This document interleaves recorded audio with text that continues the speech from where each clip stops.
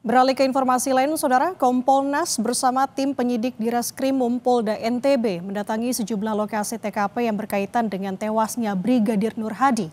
Kunjungan Kompolnas ini adalah untuk memantau apakah penanganan kasus tewasnya Brigadir Nur Hadi telah sesuai dengan prosedur. Kompolnas meninjau secara keseluruhan dari lokasi tempat Nur Hadi tewas di sebuah villa di Gili Trawangan hingga ke klinik Warna Medikal. Kompolnas juga mendatangi Mapolda NTB untuk meninjau tim penyidik Direskrimum Polda NTB.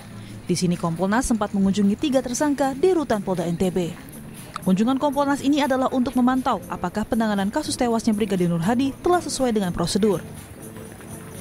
Ternyata Polda NTB sudah melangkah cukup jauh dengan melakukan sidang kode etik dan ternyata pelaku sudah di PTDH gitu ya. Dan yang lebih surprise lagi ternyata juga mereka sudah diproses pidana dan sekarang bahkan mereka sudah ditahan. Bagi kami itu sudah merupakan langkah yang tepat, langkah yang tegas dari Kapolda dan jajaran. Proses ini sudah berjalan, kemudian setiap langkah dan proses itu sudah didokumentasikan dengan baik, prosedurnya juga dilakukan secara akuntabel, kami bisa melihat itu. Keluarga, terutama istri Nur Hadi, Elma Agustina, meminta ketiga pelaku dihukum seberat-beratnya. Terkait kunjungan Kompolnas, keluarga lega setelah mendapat kejelasan soal proses hukum tersangka.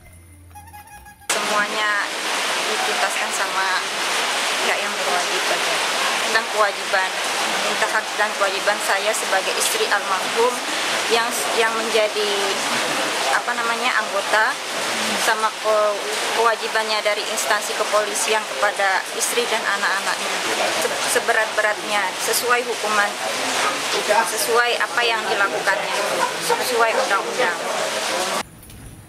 Dari peninjauan Kompolnas menyebut tak ada rekayasa dalam penanganan kasus kematian Brigadir Nur Hadi. Polda NTB telah sesuai prosedur dalam menetapkan 3 tersangka.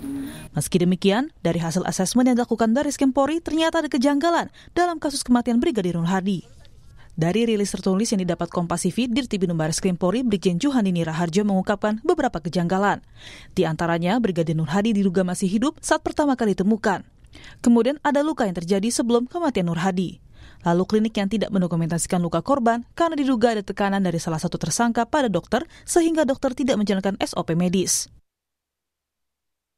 Kasus kematian Brigadir Nur Hadi terus diselidiki. Saat ini Kejaksaan Tinggi Nusa Tenggara Barat tengah meneliti dan mempelajari berkas perkara 3 tersangka. Sementara itu, Kapolri memastikan akan menindak tegas 2 personel Polda NTB jika terbukti terlibat. Tim Liputan Kompas TV.